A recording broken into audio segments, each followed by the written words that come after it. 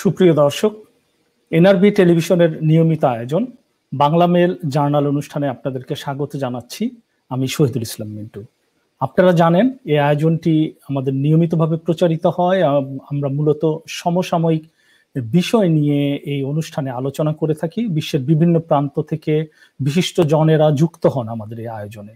আজকে আমাদের এই আয়োজনে যুক্ত হয়েছেন খোদ কানাডা থেকে, কানাডায় সদ্য নিযুক্ত Bangladesh high commissioner doctor Khalilur Rahman.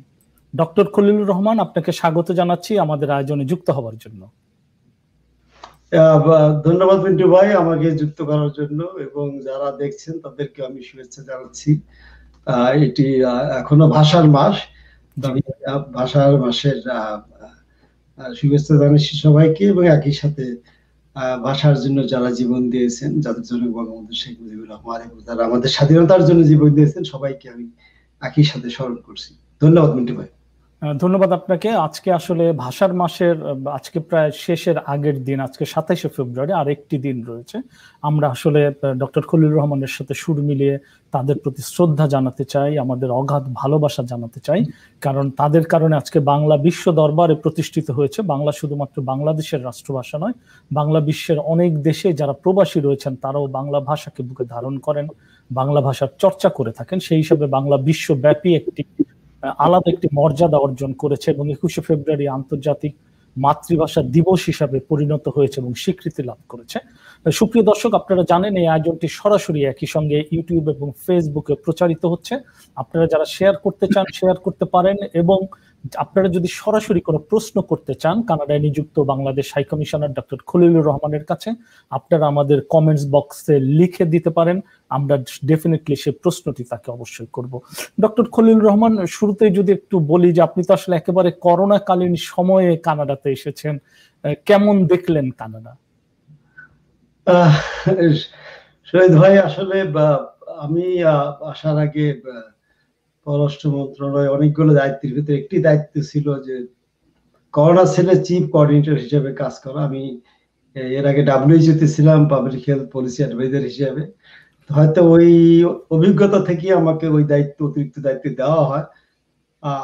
আমার আসলে আসার কথা এত দ্রুত ছিল না, কিন্তু যখন আমার প্রিডিসেসর চলে গেলেন তখন মাননীয় প্রধানমন্ত্রী আমাকে বললেন যে কানাডার মতো জায়গা ফাঁকা থাকা উচিত না, তুমি করোনার ভিতর হলেও তাড়াতাড়ি চলে যাও। তো আমাকে ডিসেম্বরের প্রথম সপ্তাহে চলে আসতে হলো। আসার পরে তো 2 সপ্তাহ হোটেলে ছিলাম, ম্যান্ডেটরি কোয়ারেন্টাইন। তারপর থেকে আমি অফিস করছি। ডিসেম্বর মাসের একদম শেষ থেকে অফিসে রেগুলার যাই, কাজ করি, কাজগুলো দেখা বোঝার চেষ্টা করছি। ঘোরাঘুরি করা সম্ভব হয় না, আপনি জানেন, restrictions suppose to go by the restrictions of the local government.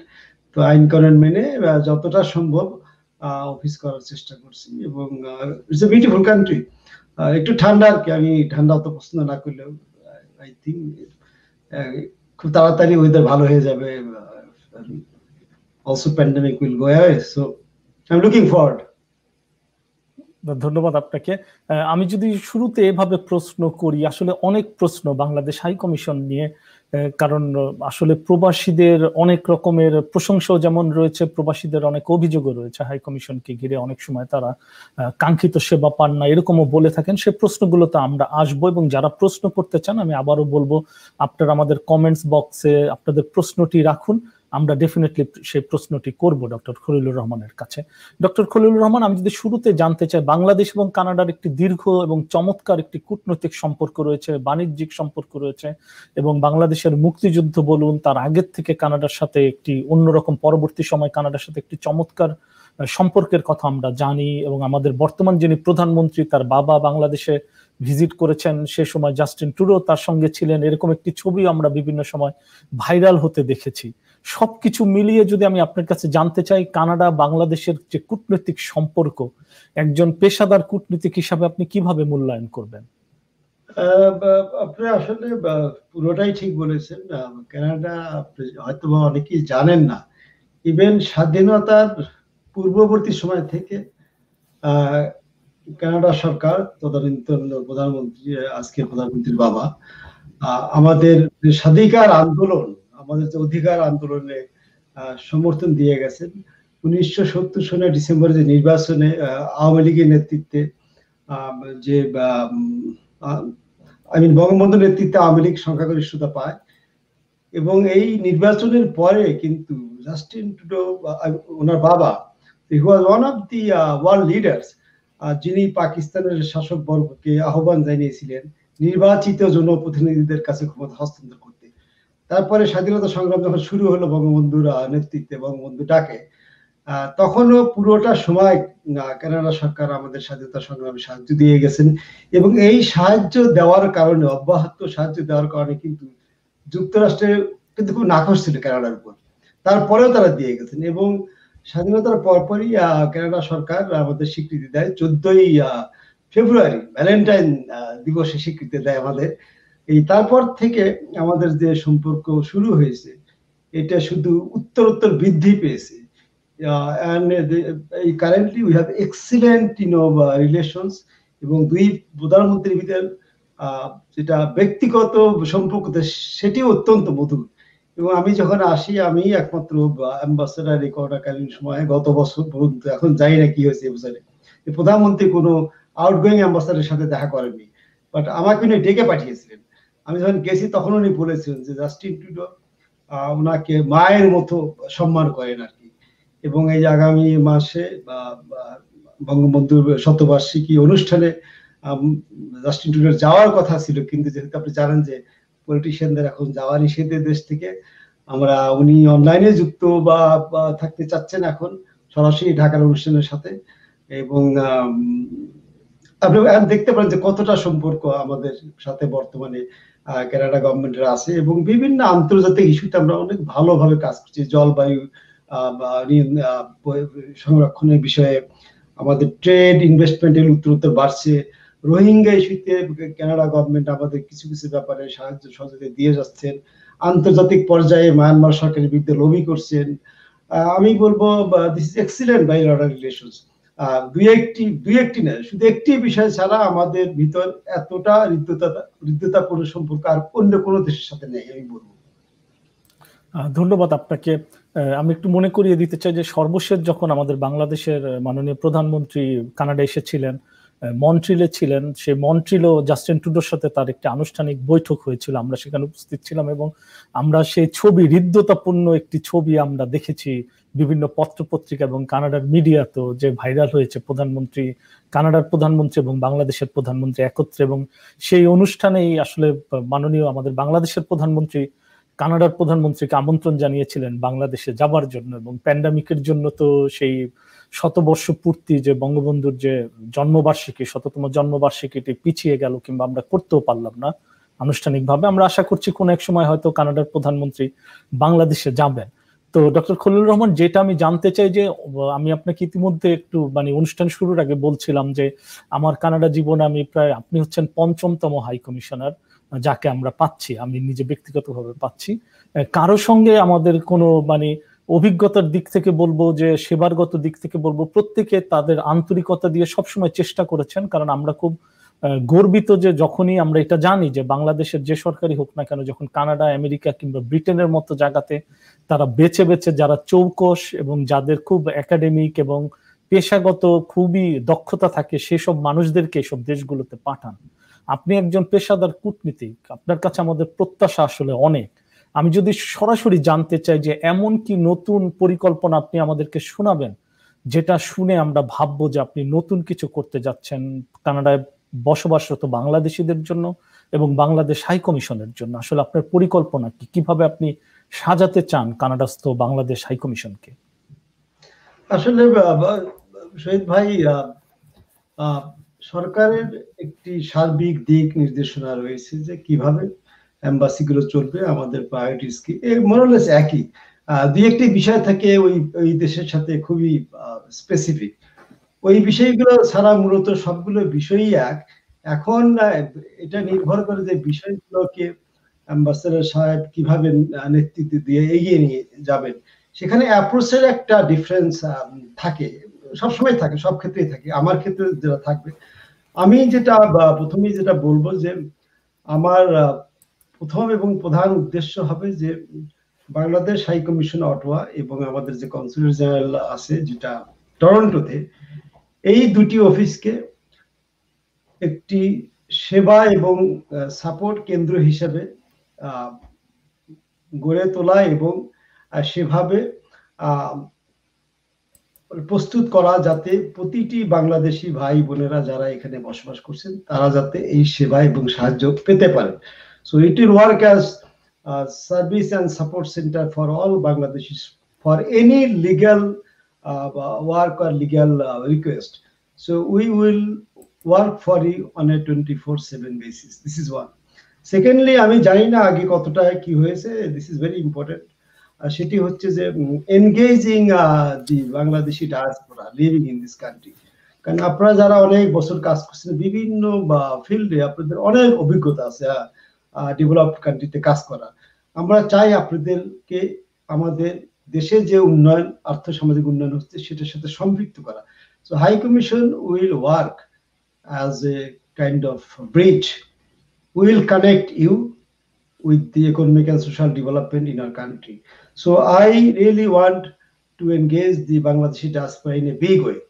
কিভাবে আমাদেরকে আমাদের উন্নয়নে আপনারা সক্রিয়ভাবে অবদান রাখতে পারেন। থার্ড যেটা আমি করতে চাই যে এখানে আমি বাংলাদেশি এবং এখানকার লোকজনকে নিয়ে যারা যে ফ্রেন্ডস অফ বাংলাদেশ একটি গ্রুপ আমি গড়ে তুলতে চাই, যারা আমাকে সাহায্য সহযোগিতা করবে, উপদেশ দিবে এবং কিভাবে বাংলাদেশের স্বার্থ রক্ষায় এখানে কাজ করতে পারবেন। এটা আমি একটি গ্রুপ আমি ফর্মালি করতে চাই যারা ক্যানাডিয়ান পার্লামেন্টারিয়ানস আছে তাদেরকে নিয়ে, পলিসি মেকার আছে। আরেকটি গ্রুপ হলে সবাইকে নিয়ে, বাংলাদেশি, ক্যানাডিয়ান, ইন্ডাস্ট্রি লিডার সবাইকে নিয়ে করতে চাই। তো এই এই এই এই তিনটি ব্যাপারে আমার খুবই আমি প্রাধান্য দিচ্ছি এবং এটা কারণ হলো যে আমরা 2041 সালের ভিতরে একটি উন্নত দেশ হিসেবে আমরা পরিগণিত হতে চাই, যেটি বঙ্গবন্ধু স্বপ্ন দেখছিলেন সোনার বাংলা, এবং ওইটাই হলো সোনার বাংলা, যে converting the country into a developed nation by 2041। এবং as per the prediction now it can even happen before that if we can really take our country forward this way. এখন আপনি জানেন যে বাংলাদেশ এই প্যান্ডেমিকের ভিতরেও one of the third countries যেখানে growth rate is 5.24% after China and Vietnam. আপনি vaccine নিয়ে কি হচ্ছে দেখেন, Bangladesh is among the top countries যেখানে জনগণের জন্য ভ্যাকসিন আমাদের সরকার নিশ্চিত করেছে। অনেকে অনেক অপপ্রচার চালিয়েছিল গত এপ্রিল মে মাসে আমি যখন ঢাকাতে ছিলাম যে বাংলাদেশে 20 লাখ লোক মারা যাবে কোভিডে। Bangladesh is now one of the best examples of COVID management, including vaccine management. তো এটা হলো লক্ষ্য যে আমাদের যে কিভাবে আমরা, যেটা আমি বলছিলাম যে সেই ডেভেলপড নেশন হিসেবে পরিগণিত করার জন্য আমরা যেটা আমরা বলি অর্থনৈতিক কূটনীতি, ইকোনমিক ডিপ্লোমেসি, যেটাকে আমি গুরুত্ব দেব। এবং এটার পার্ট হিসেবে এই যে ডায়াসপোরা এনগেজমেন্ট, এই যে friends of Bangladesh, parliamentarian group, এগুলো আমি করবো। এখানে এই যদি আপনি দেখেন 5টি এলিমেন্টস আছে ইকোনমিক ডিপ্লোমেসি, এই diaspora engagement is one of them. So it is there. আপনি দেখেন যে কানাডার সাথে এত ভালো সম্পর্ক থাকা সত্ত্বেও আপনি if you look at trade and investment, it is really not very satisfactory. I am personally very unhappy with this level of trade between these two countries. আমরা এখানে $1.5 billion আমরা এক্সপোর্ট করি, কানাডা $1 billion এক্সপোর্ট করে। যদিও growth rate বেড়ে যাচ্ছিল দিনের পর দিন এবং এটা কোভিডের কারণে আবার স্থগিত হয়ে গেছে, 20 থেকে 25% কম হবে 2019 ডেটা অনুযায়ী। But hopefully by end of this year we will be again picking up. এবং এই আমি চাই যে আমি আমার থাকাকালীন সময় ইউজুয়ালি 3 থেকে 4 বছর সরকার একজন অ্যাম্বাসাডারকে রাখে, যে আজ যে ট্রেড ফিগার এইটা আমি ডাবল করতে চাই। আজ যদি আমরা 1.5 বিলিয়ন যদি ট্রেড হয়, মানে এক্সপোর্ট হয় বাংলাদেশ থেকে কানাডা, আমি যখন চলে যাব আমি আশা করছি ইনশাআল্লাহ বাংলাদেশের ট্রেড 3 বিলিয়ন হবে বাংলাদেশ থেকে কানাডাতে। এবং ইনভেস্টমেন্টের অবস্থা খুবই খারাপ, it is less than 70 million investment, Canadian investment. এখানে আমরা কানাডা থেকে কিভাবে বেশি বেশি ইনভেস্টমেন্ট অ্যাট্রাক্ট করতে পারি, that will be my another priority. আমরা আসলে বিনিয়োগের ব্যাপারে আরো বিস্তারিত জানতে চাইবো আপনার কাছে। যদি এই পর্যায়ে আমি একটু দর্শকদের উদ্দেশ্য বলে রাখি যে আসলে আজকে একটি সুযোগ, ডক্টর খলিলুর রহমান ইতিমধ্যে উল্লেখ করেছেন, আসলে কোভিড যে ম্যানেজমেন্ট সিস্টেমে বাংলাদেশ কিন্তু যথেষ্ট দক্ষতার পরিচয় দিয়েছে, যেটা বিশ্বের অনেক দেশ চিন্তাও করতে পারেনি। আমরা কানাডাতে বসে এখনো ভ্যাকসিন পাইনি, বাংলাদেশে আমাদের যারা আত্মীয় স্বজন তারা অলরেডি ভ্যাকসিন পেয়ে গেছেন। এটা আমাদের জন্য আনন্দের, এবং আমি বলবো যে যে কোনো দুর্যোগ মোকাবেলায়, যেটা আমি নিজেও ব্যক্তিগতভাবে অনেক সময় একা একা চিন্তা করি, যে দুর্যোগ মোকাবেলায় বাংলাদেশের এক ধরনের আলাদা দক্ষতা রয়েছে, যেটি এবার এই কোভিড এর সময় সেটি প্রমাণিত হয়েছে, যে এত দ্রুত ভ্যাকসিন সরবরাহ করা এবং মৃত্যুর হার কানাডা সহ অনেক উন্নত দেশের তুলনায় বাংলাদেশে অনেক কম, এমনকি পার্শ্ববর্তী ইন্ডিয়ার তুলনায় বাংলাদেশে কিন্তু মৃত্যুর হার অনেক কম ছিল। এটি একটি বড় সাফল্য। এই সাফল্যের জন্য বাংলাদেশের মাননীয় প্রধানমন্ত্রী শেখ হাসিনাকে আমরা ধন্যবাদ জানাতেই পারি, তাকে ধন্যবাদ, তার সরকারকে ধন্যবাদ। ডক্টর খলিলুর রহমান, আমি যদি এবার একটু অন্যরকম একটি প্রশ্ন করি আপনাকে, প্রবাসীদের ভোটাধিকার এটি দীর্ঘদিনের একটি দাবি, দীর্ঘদিনের একটি আলোচনা। প্রবাসীরা তাদের ভোটাধিকার চান, তারা ভোট দিতে চান বাংলাদেশের রাজনীতিতে কিংবা বাংলাদেশের বড় বড় সিদ্ধান্ত গ্রহণের ক্ষেত্রে, যেখানে ভোটের মাধ্যমে সিদ্ধান্ত হয়ে থাকে, সেই সিদ্ধান্তে তারা অংশ নিতে চান। প্রধানমন্ত্রী অনেক সময় বলেছেন এই বিষয়গুলো নিয়ে তারা ভাবছেন, চিন্তা করছেন, পজিটিভলি চিন্তা করছেন। একজন কূটনীতিক হিসাবে আপনি কি মনে করেন, আসলে সত্যিকার অর্থে প্রবাসীরা ভোটাধিকার কি পাচ্ছে, এবং পেলে কবে নাগাদ এরকম ঘটতে পারে? আপনার কি মনে হয় এবং আপনার মতামতটা কি? ভোটাধিকার রাইট আমি মনে করি যে one of the basic rights, প্রতিটি নাগরিকের, যারা নাগরিক হিসেবে যারা স্বীকৃত, তাদের থাকা উচিত, পাওয়া উচিত। এখন আপনি জানেন যে বিদেশে বসে এটা পাওয়ার কিছু অবস্ট্রাকশনস আছে। আপনারা হয়তো বা জানেন বোধহয়, ইতিমধ্যে মালয়েশিয়া সহ দুই একটি দেশে আমরা ব্যবস্থা করতে পেরেছি। এখানে যে আপনি যেটা বলেন যে পেশাদার কূটনীতি, আমি অনেকদিন দেশের বাইরে ছিলাম, চাকরির বাইরে, ইউএন সিস্টেমে ছিলাম। তারপরে I have been A trend diplomat, যেটা নর্মাল ট্রেনিং এর মাধ্যমে সবগুলো ট্রেনিং আমি করেছি, অনেকদিন চাকরি করেছি ইউএন সিস্টেমে যাওয়ার আগে। তারপরে যেটা আমি বলবো, যেটা unbecoming of a government servant diplomat, যেটা আমি বলবো, is not that because of my service in the UN system for a long time I'm saying this thing. I was like this even before joining the government servant, and when I was in the government servant before I left for UN. সেটি হচ্ছে যে এখানে এই ভোটাধিকারের বিষয়টি আমাদের deal করে হলেও আমাদের নির্বাচন কমিশন। এখন এরই সাথে আমি আরেকটি বিষয় বলি, আপনি যে কথাটা বললেন, আমাকে অনেকে এই কথাটা জিজ্ঞেস করছে, এনআইডি এর একটা ইস্যু আছে, ন্যাশনাল আইডেন্টিটি কার্ড, যেটা আপনারা এখানে বসে পেতে চান। এটা কিন্তু সম্ভব এখান থেকে করা, and mission is capable of providing the service, কিন্তু হয় না কেন আমি বলি, এনআইডি এর ক্ষেত্রে এনআইডি একই ব্যাপার, নির্বাচন কমিশন কিন্তু এটা ম্যানেজ করে। এখানে আমাদের যে কনসুলার সার্ভিস আছে, যে মেশিন আমরা ইউজ করি, এই মেশিন থেকে এটা করা সম্ভব, কিন্তু যেহেতু এই ব্যাপারটি আবার আমাদের স্বরাষ্ট্র মন্ত্রণালয়ের আওতাধীন, আমাদের আমি বলবো যে মাননীয় প্রধানমন্ত্রী ইজ ভেরি কমিটেড, এবং আমরা she and her government value the contribution of the expected Bangladeshis. উনি কিন্তু সবসময় একটা কথা বলেন, আমাদের বিদেশি ভাইরা যাতে তাদের যাতে কোনো অসুবিধা না হয়, আপনারা এটা দেখবেন। উনি সবসময় এটা বলেন যে আমরা we really value the contribution of the Bangladeshi, মানে ভাই বোনেরা যারা বিদেশ থেকে আপনারা টাকা পাঠাচ্ছেন, কন্ট্রিবিউট করছেন, তো উনিও চান এটি। কিন্তু এটা হলো কি বেসিক্যালি যা হয় যে ব্যুরোক্রেটিক একটা জটিলতা। এখন নির্বাচন কমিশন মনে করে না এটা আমাদের দায়িত্ব, কেন আমরা হোম মিনিস্টার ওখানে বসে করবে, এই ডেটা কিন্তু ইচ্ছা করলেই এটা সম্ভব যে আমাদের যে পাসপোর্ট অধিদপ্তর কিন্তু যেতে পারে। You need this background integration between the software of passport office and the নির্বাচন commission. You can do it. So আমি তো এটার পক্ষে, এবং আমি এটা লিখেছি। আমি আপনি আজকে আপনার প্রশ্নটি করলেন, আমি আবার পার্সু করবো, দিস ইজ এ ডিমান্ড। আমাকে আপনার আগেও আমাকে আরো 4-5টি গ্রুপ এই প্রশ্নটি করেছেন। এটা করা সম্ভব, এবং আমিও মনে করি এটি করা শুধু সম্ভব হচ্ছে না, এই যেটা কি বলে আপনাদের এই বাংলা যেটা বলে, মানে ব্যুরোক্রেটিক, যেটা রাইভালরি এন্ড ব্যুরোক্রেটিক, যেটা আমি বলবো যে অবস্টাকলস, ওই রেক্টিফিকেশন, আমার কাজ ও কেন করবে, কিন্তু দেখে না যে এই কাজটা তো একই রিসোর্স দিয়ে আমরা করতে পারি। We all are working for one country, one government. এইটা কিন্তু যখন ব্যক্তিগত পর্যায়ে আসে, ওই দুই সেক্রেটারির ভিতর, দুই অফিসের ভিতর, না না এটা তো আমাদের লোক ওখানে যেতে পারে, আর নির্বাচন কমিশন বলবে কি ঠিক আছে আমাদের লোক গিয়ে ওখানে একজন চাকরি করবে, ওখানে বসে থাকবে। আরে ভাই, তো ওয়ান টাইম জব, আপনি এখানে বসে একজন লোককে রাখতে কষ্ট, কত হাজার হাজার ডলার খরচ করতে সরকারকে, কেন করবে? Whereas this service can be provided by the existing services available in the High Commission. এটা আমি মনে করি যে এটা সরকারকে আমি দোষ দেবো না, যেহেতু এটা ব্যুরোক্রাটদের দোষ। আমি মনে করি this is the blame that should go to the bureaucrats, not to the government, not to the prime minister. এটা আমি ব্যক্তিগতভাবে মনে করি এটা করা সম্ভব এবং আমি এটা করতে চাই। দোয়া করবেন আপনাদের সাহায্য সহযোগিতা নিয়ে আমি যত দূর পারি এই ব্যাপারটি উঠাবো। আমি যে ঢাকায় যাই আমি নিজে পার্সোনালি বা গিয়া দুই সেক্রেটারির সাথে বসতে চাই এবং মাননীয় প্রধানমন্ত্রীকে আমি বলতে চাই যে আপনি এই দুইটি মিনিস্ট্রিকে, দুইটি সংস্থাকে বলে দেন যাতে এটি তারা একসাথে বসে করতে পারে। And High Commission can work for both the ministries and both the agencies. So I support it. ধন্যবাদ আপনাকে। আসলে আমরা একটা আশার বাণী শুনলাম। আমরা আশা করব যে খুব শীঘ্রই প্রবাসীদের ভোটাধিকারের বিষয়টি নিশ্চিত হবে এবং বাংলাদেশ সরকার এটি আনুষ্ঠানিকভাবে হয়তো ঘোষণা করবেন যে প্রবাসীরা কবে কিভাবে ভোটার হবে। এবং আমি কয়েকটি কমেন্টস নিয়ে আসতে চাই সংক্ষেপে। আমি দেখতে পাচ্ছি এখানে শ্রীজিৎ চৌধুরী ধন্যবাদ জানিয়েছেন এনআরবি টিভিকে যে আমাদের মাননীয় মান্যবর হাই কমিশনারকে আনার জন্য।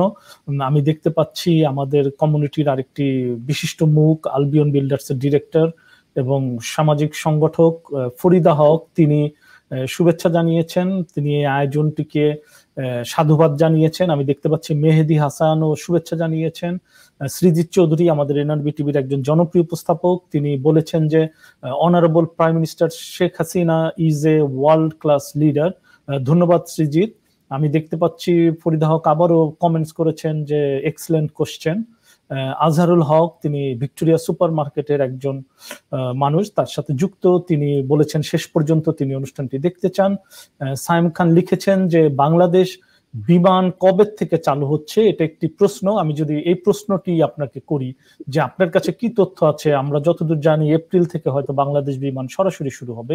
হাই কমিশনার হিসাবে আপনি হয়তো আমাদেরকে সঠিক তথ্যটি দিতে পারবেন।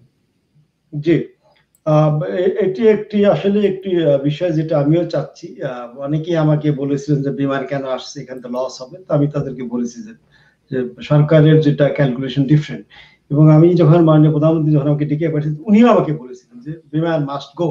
আমি বরং বললাম যে বিমানের তো এখন আমরা ফিফথ ফ্রিডম রাইটস, মানে লন্ডন অথবা ইটালি থেকে যাত্রী নিয়ে আসা, যেটা স্টপ ওভার থেকে, এটা তো এখনো দেয়নি কানাডিয়ান গভর্নমেন্ট। উনি বলেন যে আমাদের ড্রিম লাইনার আছে, I want to see Biman flying from Dhaka to Toronto, that is her word.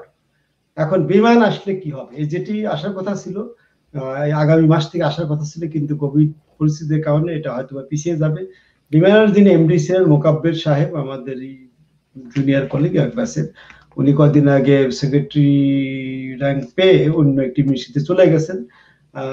Mustafa Kamal সাহেব এই কয়েকদিন আগে বিমানের এমডি হিসেবে জয়েন করেছেন। বিমানের সেক্রেটারি আর একজন আমাদের ছোট ভাই মোকাম্মেল একসময় পিএম মতো ছিলেন। তো আমরা সবাই চাচ্ছি, সবাই চাই বিমান আসুক এবং বিমান আসবে। এটা জাস্ট একটি মাত্র কারণের জন্য এখন পিছিয়ে আছে, সেটি হচ্ছে কোভিড পরিস্থিতি। যে মুহূর্তে ওপেন হবে বিমান আসতে থাকবে। এবং অনেকেই যে এই কথাটা আমি বলি, অনেকেই প্রশ্ন করে যে এখানে আসতে লস হয়, এখনো তো ইউএসএ পারমিশন দেয়নি, হুইচ ইজ ট্রু পারহাপস, যে একটা অংশ যে এখনো ইউএসএর সাথে এটা চালু হয়নি। কিন্তু আমি আপনাকে কিছু সংবাদ দিতে চাই। এই প্রশ্নটা খুবই সুন্দর, আমি নিজেই বলতাম। Thank you for the question. সেটি হচ্ছে যে ট্রেডের ব্যাপারটা, again I am coming to the trade. এই বিমান যখন চালু হবে, এই যে আজকে আপনারা, আমি দেখি যে আপনারা যারা আমাদের বিভিন্ন এক্সপোর্টার যারা ইম্পোর্টার, এখানে ইম্পোর্টার যারা আছেন বাংলাদেশ থেকে শাকসবজি ফ্রোজেন প্রোডাক্টস আনেন, তারা কিন্তু ম্যাক্সিমামই আমি দেখি ইন্ডিয়া থেকে আনেন, মায়ানমার থেকে আনেন, বিভিন্ন কারণে, আমি কারণগুলোর ভিতরে যাচ্ছি না। তো আমরা চাচ্ছি এই কারণগুলোও যাতে না থাকে, যাতে আপনারা বাংলাদেশ থেকে আনতে পারেন, আপনারাও চান, আমি জানি। তো আমরা কিন্তু বিজনেসম্যানদের কানেক্ট করে দিচ্ছি এবং এই বিমান ফ্লাইট চালু হলে, যদিও খুব বেশি না, অ্যারাউন্ড ম্যাক্সিমাম 20% আপনি কার্গো আনতে পারবেন। বাট এই 3 সপ্তাহ আগে যে বিমানের প্রাক্তন এমডি মোকাব্বের সাহেব চলে যাওয়ার আগে আমার সাথে কথা হলো, আপনি জিএসও ঠিক হয়ে গেছে কিংবা হচ্ছে, list is now under consideration যে কাকে ফাইনালি দেওয়া হবে, জিএস এর এই নিয়োগ কাকে দেওয়া হবে। আমরা নামগুলো পাঠিয়েছি, ওই নামগুলো হচ্ছে সিলেক্ট হচ্ছে। যেটি উনি বললেন যে এই যদি ব্যবসা বাণিজ্য যদি চলে, বিমান has the right two also run cargo flight 7 days a week। যদি আমাদের ব্যবসায়ী ভাই বোনেরা যদি একসাথে যদি অনেক মালপত্র যদি আনতে চান বিমানে করেও, জাহাজ মানানা বা শুরু হওয়া সাপেক্ষে কিংবা শুরু ওটাতে আছে, কিন্তু অনেক সময় বিমান আসে খুব তাড়াতাড়ি আসতে পারে, যে in addition to 3 flights a week passenger flight, বিমান can also run cargo flights. এখন লাভের যে ব্যাপারটা আমি বলি প্যাসেঞ্জার ফ্লাইটে, অনেকেই জানেন না যে বিমানের এয়ার কানাডার সাথে একটা চুক্তি হয়েছে যে কেন প্যাসেঞ্জার মানে কতজন প্যাসেঞ্জার আসবে, এত প্যাসেঞ্জার কি আছে বাংলাদেশ ঢাকা এবং টরন্টোর ভিতরে। দ্য আনসার ইজ যে অনেক প্যাসেঞ্জার আসবে যারা আমেরিকায় যাবে। এই টরন্টো ইউএসএ এই route will be used by air Canada, so Biman will bring the passengers to Toronto and then Air Canada will carry them to USA. So we are also going to get the passengers going to USA or coming to USA, I should say. Bangladesh to jeta ashbe na kya. So there should not be any dearth of passengers coming from Dhaka to Toronto by বিমান flight. So it can be and it should be also a profitable venture. এবং আমি আরেকটি কথা বলতে চাই যে বিমান কিন্তু একটা আমরা অলাভজনক প্রতিষ্ঠান ছিল সেই স্বাধীনতার পর থেকে, আপনারা জানেন বিভিন্ন কারণে। এবং first time in the history of the country বিমান ওয়াজ স্টার্টেড মেকিং প্রফিট 2018-2019। আমারই আর এক ব্যাচমেট অ্যাডমিনিস্ট্রেশন ক্যাডারের মহিবুল আলম, হি ওয়াজ সেক্রেটারি, রিটায়ারমেন্টে গেছেন এই ডিসেম্বরে। সো আন্ডার হিজ টাইম বিমান স্টার্টেড মেকিং প্রফিট। এবং ওই সময় তার সময় ড্রিমলাইন গুলো কেনা হয়েছে, বড় জাহাজ, মানে প্রথমত বলছিলাম আমাদের অনেক বড় জাহাজ আছে, সরাসরি কোনো তেল নেওয়ার দরকার নেই, ইউরোপের ওই ফিফথ ফ্রিডম লাইট আমার দরকার নেই, আমি চাই সরাসরি ঢাকা থেকে টরন্টো যাক। তো বিমান কিন্তু আসলে লাভ করতেছিল, তারপরে কোভিড এসে আবার থামিয়ে দিয়েছে। এবং ইনশাআল্লাহ as soon as COVID goes away, বিমান will again start making profit. আমরা দেখেছি এক্ষেত্রে মানে প্রবাসীদের কিন্তু, বিশেষ করে যারা টরন্টো প্রবাসী কিংবা কানাডা প্রবাসী, তাদের কিন্তু দুটো জিনিস জানবার খুব ইচ্ছে। যেমন আমাদের কাছে প্রচুর পরিমাণে আমরা ফোন পাই, অনেকে জানতে চান যে দুটো জিনিস, একটি হচ্ছে যে বিমানের যে ভাড়াটি হবে সেটি তুলনামূলক কম হবে কিনা, দ্বিতীয়ত হচ্ছে বিমানের যে সার্ভিসটি হবে, একটি প্রচলিত ধারণা আছে দীর্ঘদিনের এবং এটির পেছনে যথেষ্ট যৌক্তিক কারণও রয়েছে যে বিমানের সার্ভিস খুবই খারাপ। কিন্তু ব্যক্তিগতভাবে আমি জানি, বিশেষ করে ভিত্র থেকে সিলেটের যে মানে সরাসরি একটি ফ্লাইট রয়েছে, কয়েকটি ফ্লাইট সরাসরি সম্ভবত বিমানের ফ্লাইট, এই ফ্লাইটটি কিন্তু অনেক ভালো রেপুটেশন নিয়ে সচল রয়েছে এবং প্রচুর মানুষ প্রেফার করেন যে অন্য ফ্লাইট বাদ দিয়ে তারা বিমানে ফ্লাই করবেন, কারণ গুণগত মান অনেক অনেক উন্নত হয়েছে। কিন্তু আমরা আপনার মুখ থেকে শুনতে চাই যে বিমানের গুণগত মান, সার্ভিস এবং এই যে টিকেটের যে ফেয়ার থাকবে সেটি তুলনামূলক কতটুকু কম হবে অন্যান্য ফ্লাইটের তুলনায়। ফেয়ারের ব্যাপারটা তো আমি দেখতে পারবো না, এটা ম্যানেজমেন্ট দেখবে এবং সার্ভিসের ব্যাপারটি ম্যানেজমেন্ট দেখবে। বাট আমরা আশা করতে পারি যে যেটি বিমান যেটা ঢাকা টরন্টো হবে, that should also have this kind of better management এবং বেটার সার্ভিস। আপনি আসলে যদি with due respect to our ভাই বোনেরা, আপনি যদি বিমানের যদি ঢাকা মিডল ইস্ট ফ্লাইট গুলো দেখেন, যে আসলে আমাদের ওখানে আমাদের ওয়ার্কার বাইরে যায়, অনেকেই হয়তো ইউজ টু না বিমানে চড়া ওঠা, অভ্যাসের একটা ব্যাপার আছে। আর এখানে ধরেন যে আপনাদের মতো লোক আসবে না, তো automatically service will be improve hopefully. And the ফেয়ারের ব্যাপারে ডেফিনেটলি the বিমান ম্যানেজমেন্ট উইল কনসিডার, যাতে সবাই যাতে একটা সহনীয় পর্যায়ে ফেয়ারটি থাকে। এবং আমি মনে করি যে নিশ্চয়ই বিমানও চাবে যে মানুষকে ইউজ টু করতে বিমানে চড়ার জন্য। তো সেক্ষেত্রে both fair and service should be competitive, and fare should be less, service should be better. That is the expectation. আপনার যেটা আমি বলতে পারি, যেহেতু আমি এখন নিজেও কানাডাতে থাকি, আমি নিজেও বিমান সেক্রেটারিকে বলতে পারি যে ভাই আর যাই করো এই সার্ভিস যাতে এই রুটে ভালো হয়। It's a new route and this route should be durable, sustainable, and you can only ensure that by giving better service with competitive price. এটা আমি ডেফিনেটলি বলতে পারি এবং বলবো, কিন্তু তারপরে এটা this is not in my hand. I can only pass on the message that at least it should be equal to the service we provide between London, Silet London flight এর মতো, if not better, because you know the passengers will be only for North American countries, Canada and USA. So that is my expectation as well. আমি আপনাদের সাথে সুর মিলে নিজে এই দাবি করতে চাই আর কি, as a expected Bangladeshi now in Canada. ধন্যবাদ আপনাকে। আসলে আমরা আশাবাদী এবং আমি সবাইকে অনুরোধ করব, প্রবাসী ভাই বোনদেরকে, আসলে বাংলাদেশের পতাকাবাহী একটি সংস্থা বিমান, আসলে আমাদের জন্য খুবই আনন্দের হবে যে বিমানে আমরা যখন সরাসরি Toronto to Dhaka, Dhaka to Toronto যাতায়াত করব এবং নিজেদের পরিবহনকে আমরা ব্যবহার করব, কারণ বিমান বাংলাদেশের পরিবহন সংস্থা এবং আমাদের পরিবহন সংস্থা, আমাদের আসলে ভালো লাগার জায়গাটি সেরকমই।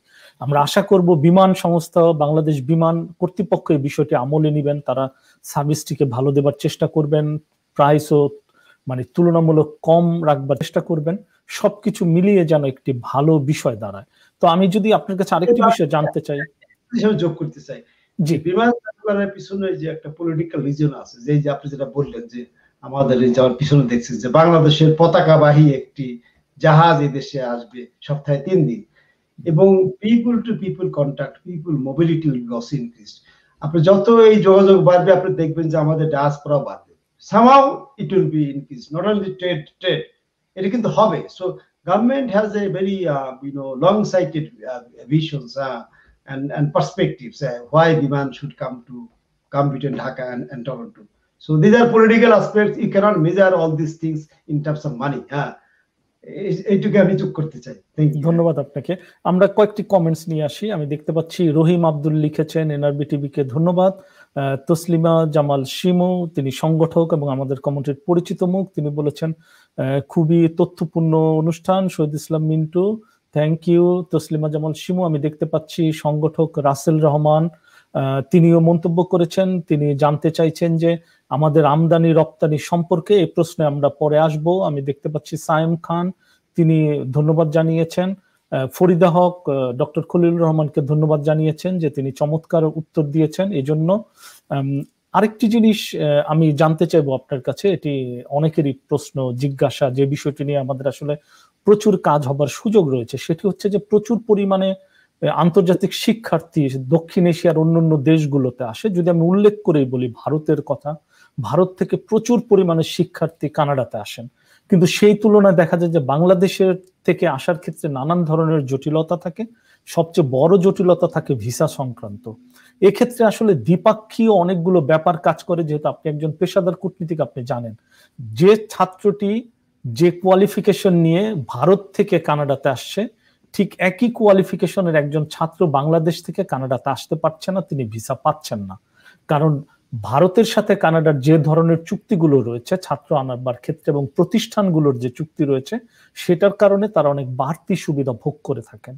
একজন কূটনীতিক, এবং আমি বলবো যেহেতু আপনি নতুন শুরু করেছেন কানাডাতে, এই বিষয়টি আপনার মাথায় রয়েছে কিনা, এই জটিলতাগুলো আমরা এড়িয়ে কিভাবে প্রচুর পরিমাণে শিক্ষার্থী যাতে কানাডাতে এসে পড়তে পারে, সুযোগ নিতে পারে, এজন্য আপনার কোনো ভাবনা আছে কিনা? যে এটি একটি অত্যন্ত, আমি মনে করি সময় উপযোগী একটি প্রশ্ন, এবং আপনি শুনে খুশি হবেন আপনারা সবাই যে আমি আসার আগে থেকেই এই ব্যাপারটি নিয়ে কাজ করছি। যেটা আমি বলবো যে আমি এখন পর্যন্ত অন্তত 5টি মিটিং, জুম মিটিং করেছি শুধু এই ব্যাপারটি নিয়েই, এবং বিভিন্ন ইউনিভার্সিটির সাথে আমার কথা হয়েছে যে কিভাবে বেশি সংখ্যক ছাত্রছাত্রী বাংলাদেশ থেকে আসতে পারে। আমি প্রথমেই বলবো যে ভিসা সংক্রান্ত যে জটিলতা, এক্স্যাক্টলি এটা একটি বিষয় আছে। আপনি জানেন যে আমাদের কেনেডিয়ান ভিসা সেন্টারও ঢাকাতে নেই, এটা এখন সিঙ্গাপুরে। এটা আমরা চেষ্টা করে যাচ্ছি যে আবার ঢাকা এটা স্থানান্তর করার জন্য। এবং এখন যে অ্যাডমিশন হওয়ার পরে অনেক ছাত্র আসতে পারে না, পাসপোর্ট ফেরত আসে উইদাউট এনি রিজন, যে কেন তার ভিসাটা দেওয়া হলো না। এইগুলো আমরা কানাডিয়ান গভর্নমেন্টের সাথে আমরা উঠিয়েছি যে এই ব্যাপারগুলো কোন যুক্তিতে তাদেরকে ভিসা দেওয়া হচ্ছে না, এইগুলো আমাদেরকে জানাতে, এবং যদি এটা জানা যায় তাহলে নেক্সট টাইম আমরা সবাইকে বলতে পারি যে this are the reasons for which your visa may be rejected, so take care to do those things. Secondly যেটা আমি বলবো যে যেটা ভারত থেকে বা যারা আসে, এদের অনেক দেশের সাথে এদের ডাইরেক্ট স্টুডেন্ট স্ট্রিম বলে একটা ব্যাপার আছে। এই Bangladesh is not in the list, so we have also approached Canadian government to include Bangladesh in that list. এটা কতটা কাজে লাগবে আমি জানি না, হয়তোবা যে ভিসা প্রাপ্তি এবং ভিসা প্রাপ্তির সময়টাকে কমিয়ে দিবে, ভিসা প্রাপ্তির সংখ্যাটা বাড়াবে এবং সময়টা কমিয়ে দিবে এই স্টিমের মাধ্যমে। ওটা নিয়েও আমরা কথা বলছি, আমরা এদের সাথে কথা বলেছি, এটা আমরা আবার বলবো। এবং বলতেই থাকবো যতক্ষণ না পর্যন্ত এটা হয়। রিসার্চ সেন্টারের কথা বলেছি আমি, যেটি আরেকটি জিনিস যেটা আমি বলেছি যে আমাদের আসলে ছাত্র সংখ্যা খুবই কম। 2019-এ বোধ হয় less than 8,000, around 7,000 ছাত্রছাত্রী এসছে বাংলাদেশ থেকে। কম্পারেবল কান্ট্রি যেগুলো আছে পাকিস্তান, ফিলিপিন্স, এদের দেশ থেকে অনেক বেশি এসছে। ভারত তো অনেক বড় দেশ, ওদের থেকে বেশি আসবে জানা, আমি ওদের সাথে তুলনা করছি না। প্লাস ওদের অনেক আরো অ্যারেঞ্জমেন্ট আছে। কিন্তু আমি মনে করি যে এই তিনটি দেশের সাথে কম্পেয়ার করলে আমাদের সংখ্যা অনেক। এই জন্য আমি এখন যেটি চেষ্টা করছি, আপনারা অনেকেই জানেন যারা এখানে শিক্ষকতা পেশায় আছেন বিভিন্ন ইউনিভার্সিটি, তাদের সাথে আমি কথা বলেছি অন্তত পাঁচটিরও বেশি ইউনিভার্সিটির সাথে। সেটি হচ্ছে আমি যেটা চাচ্ছি, আজ কারা এখানে পড়তে আসে, খুব ভালো ছাত্র যারা আসছে তারা স্কলারশিপ পেয়ে আসে, খুবই সংখ্যা খুবই কম। আর যারা আসেন তাদের বাবা মায়ের টাকা পয়সা আছে, সামহাউ দে ক্যান অ্যাফোর্ড। কিন্তু একই সাথে কিন্তু বিরাট সংখ্যক মেরিটোরিয়াস স্টুডেন্ট যাদের বাবা মা অতটা অ্যাফোর্ড করতে পারেন না, তারা কিন্তু আসতে পারছেন না এবং ক্যানাডিয়ান এডুকেশন সিস্টেম থেকে তারা বঞ্চিত হচ্ছে। আমি যেটা এখন চেষ্টা করছি, অলরেডি যে আমার এই ফোনে আমি আজকে ইমেলও পেয়েছি একটি ইউনিভার্সিটি থেকে, সেখানে আমি চালু করতে চাচ্ছি এখন যে 4 বছর যে আন্ডারগ্রাড যে ডিগ্রিটা, এটা 2টি বছর বাংলাদেশে হবে এবং 2টি বছর কানাডাতে হবে। এবং শেষের 2 বছর যখন কানাডায় তারা করতে পারবে, এটা করার পরে তারা এখানকার ইউনিভার্সিটির হয় ডাবল ডিগ্রি অথবা জয়েন্ট ডিগ্রি পাবে এবং সেটি পাবার পরে তারা ওয়ার্ক পারমিট পাবে, সেখান থেকে তারা পিআর পেতে পারে, তারা সিটিজেনশিপ পেতে পারে এবং একই সাথে তারা মাস্টার্স এবং পিএইচডি কোর্সেও তারা যাতে ভর্তি হতে পারে। এটা আমি আশা করছি আমি কাজটিকে এই গত 2 মাসে ঘরে বসে থেকে অফিসে বসে অনেক এগিয়ে নিয়ে গেছি এবং এটার ফলাফল খুব শীঘ্রই আমরা দেখতে পাবো।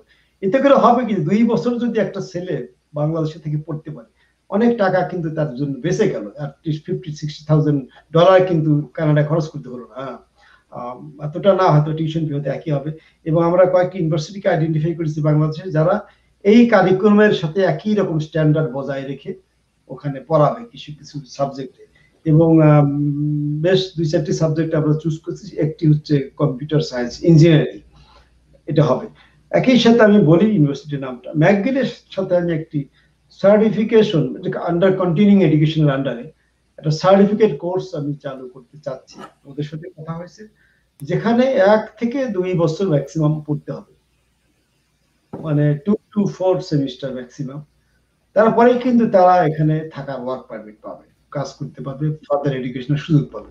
So that will be a good thing. মানে we have many IT experts now in Bangladesh. আমাদের 28টি আইটি হাইটেক পার্ক হয়েছে এখন। এইসব পার্কে অলরেডি 4টি পুরোদমে কাজ করছে, আরো 4টি চালু হয়ে যাচ্ছে আংশিক ভাবে। এবং এরা সবাই এবং এইসব করছে ইভেন যারা ইন্টারমিডিয়েট পাস করছে তারাও আসতে পারে। তো এইটা আমি মনে করি যে বাংলাদেশি ছাত্রীদের সংখ্যা বাড়ানো, and ultimate objective is to increase the number of Bangladeshi diaspora in Canada. So these are my ideas about this, bringing more students into Canadian education system, leading to PR and leading to citizenship and leading to this increased number of Bangladeshi diaspora in Canada. So সংক্ষেপে আমি এটিকে বলতে চাই, আমি এটি নিয়ে কাজ দেশে আসার আগে কাজ শুরু করেছি, এখন পর্যন্ত কাজ করে যাচ্ছে। I think we are going to get some good results. ধন্যবাদ আপনাকে। আমরা আশার কথা শুনলাম। সুপ্রিয় দর্শক, আপনারা শুনছেন এবং দেখছেন কানাডাস্থ Bangladesh high commissioner doctor Khalilur রহমানের সাক্ষাৎকার। নানান প্রশ্নের তিনি উত্তর দিচ্ছেন এবং আমি সবাইকে অনুরোধ করব যে আমাদের কমেন্ট বক্সে প্রশ্নটি দেওয়ার জন্য অনেকে আমাকে মেসেজ করে প্রশ্ন পাঠাচ্ছেন, কিন্তু মেসেজ থেকে প্রশ্নটি দেখে উত্তর দেওয়া এবং তাকে করা আমার জন্য একটু টেকনিক্যালি সমস্যা। আমি অনুরোধ করব প্রত্যেকে কমেন্ট বক্সে প্রশ্ন করুন। তো একটি প্রশ্ন, আমি অনেকগুলো প্রশ্ন পেয়েছি, একটি বিষয় সেটি হচ্ছে যে অনেকেরই অভিযোগ যে ফোন ধরা হয় না হাই কমিশন থেকে, ঘন্টার পর ঘন্টা ফোন করতে হয়, ফোন করার পরে কাঙ্ক্ষিত আসলে সেবাটি পাওয়া যায় না, কিংবা তারা যেটি বেশি বলতে চান যে ফোন করে পাওয়া যায় না। আমি জানি এখন ডিজিটাল সময়, আমি জানি ফোনের অনেক ভলিউম থাকে হাই কমিশনে, প্রচুর মানুষ ফোন করেন একই সময়, কিন্তু প্রযুক্তি অত রয়েছে যে সবার ফোনকে রিসিভ করা কিংবা ফোনটিকে কনভার্ট করে যদি আলাদা একটি কল সেন্টার করা যায়, কিংবা এরকম কোনো বিষয় নিয়ে কি আপনারা ভাবছেন কিনা, যেন মানুষ ফোন করে যেন স্বস্তি পায়, সার্ভিস নিয়ে আমাদের কোনো ব্যক্তিগতভাবে আমার কোনো অভিযোগ নেই। আমি দেখেছি যে গত কয়েক বছর যাবৎ হাই কমিশনে যারা কাজ করেন, এমনকি টরন্টো কনসুলার অফিসে যারা রয়েছেন, মানুষ যখন সার্ভিস নিতে যান তারা খুবই আর কি আনন্দের সাথে বের হয়ে আসেন এবং তারা খুবই ভালো প্রশংসা করেন, তখন আমাদের ভাল লাগে শুনতে। কিন্তু ফোনের ব্যাপারটি নিয়ে অনেকে বিরক্ত প্রকাশ করেন। আসলে অটোয়া হাই কমিশনে ফোন করলে ফোন পাওয়া যায় না, কেউ ফোন ধরছে না। আপনি কি বলবেন এবং কি পদক্ষেপ নিবেন এই ব্যাপারে?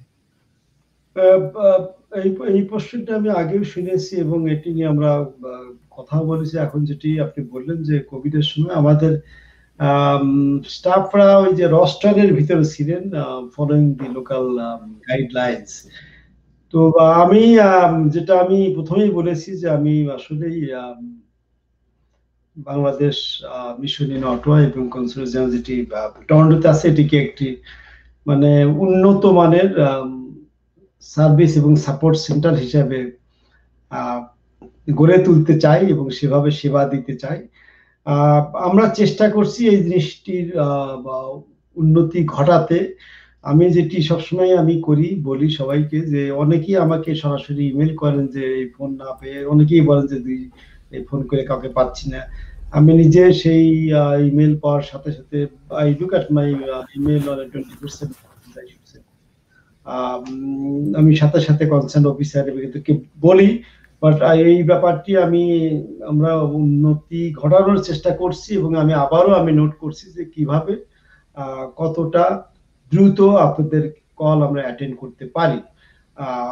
এখানে আমি একটি জিনিস বলতে চাই, আমি এর আগে আসার আগে আমি একটি ওয়ান অফ দি ডিভিশন যেটা আমি ওখানে চার্জে ছিলাম সেটা আইসিটি ডিভিশন। ওখান থেকে আনফরচুনেটলি আমাদের অনেকদিন স্বাধীনতার 50 বছর হয়ে গেছে, এই বছরে আমরা সেটি পালন করছি 50 বছর পূর্তি। যেটি যে আমাদের যে আপনি যদি বিভিন্ন মিশনের ওয়েবসাইট দেখেন, এক একটা মিশনের এক একটা ওয়েবসাইট, কিন্তু অন্য দেশগুলোতে দেখবেন যে একই রকমের কিন্তু একটা আর্কিটেকচার আছে। এইটাই আমি করা শুরু করে এসেছিলাম যে identical website for all Bangladesh embassies abroad. এখানে ডেফিনেটলি কিছু কাস্টমাইজড কিছু ব্যাপার থাকবে based on the specific requirement of the expatriate of that country। ওগুলো থাকবে, কিন্তু একটি বেসিক আদল যেটা কাঠামো থাকবে, সেই কাঠামোটাই আমি তৈরি করে দিয়ে এসেছি। এইটা আমরা আশা করছি 1-2 মাসের ভিতরে চালু হবে। এখন এই আদলের ভিতরে কিভাবে আমরা ফোনের ব্যাপারটিকে নিয়ে আসতে পারি সেই ব্যাপারেও কাজ চলছে। একটু আপনাদের ধৈর্য ধরতে হবে, যে হয়তো আরো 2-4 মাস লাগতে পারে এই ব্যাপারটি। বা তারপরে আমি বলবো যে আন্ডার দি এক্সিস্টিং সিস্টেম কিভাবে এই ফোনের ব্যাপারটি আমরা ম্যানেজ করতে পারি, অ্যাড্রেস করতে পারি। আপনাদের যদি কোনো যেটা বলা যায় যে দুর্দশা কিংবা ডিসসার্ভিস যেটা আপনারা ফিল করছেন, সেটা যাতে আমরা কমাতে পারি, দূর করতে পারি, সেই চেষ্টা আমি করব। এবং আই থ্যাংক ইউ যেটা আবার আপনারা উঠালেন। It is in my notice, আমি জানি। এবং আমি সোমবারের দিনই কিংবা আজকে এই অনুষ্ঠানের পরে আমার কনসার্ন কলিগদের সাথে কথা বলবো। সোমবার দিন ডেফিনেটলি আমি তাদের সাথে বলবো যে how we can improve on this telephone service. আর আমি আরেকটি বিষয় বলতে চাই, আমি এখানেই লিখে দেবো যে please do right to me. আমাকে মেসেজ করে, আমি নাম্বারও লিখে দেবো। আমি আসলে এখানে আসছি আপনাদের সার্ভিস দিতে। My phone and my email address and myself, I'm always accessible by any Bangladeshi for any legal service. আপনি যদি গালাগালি করতে পারেন, যদি সার্ভিস না পান, কিন্তু অন্য কোনো কারণে গালাগালি করবেন না, ফোন করে কিংবা মেসেজ করে। That is my request. আপনার সাথে আমার আদর্শগত অমিল থাকতে পারে, কিন্তু in terms of giving service to any Bangladeshi, decent Bangladeshi, legal Bangladeshi যারা বাংলাদেশকে বুকে হৃদয়ে ধারণ করেন, তাদের জন্য যে কোনো সার্ভিস আমি দিতে প্রস্তুত দিব।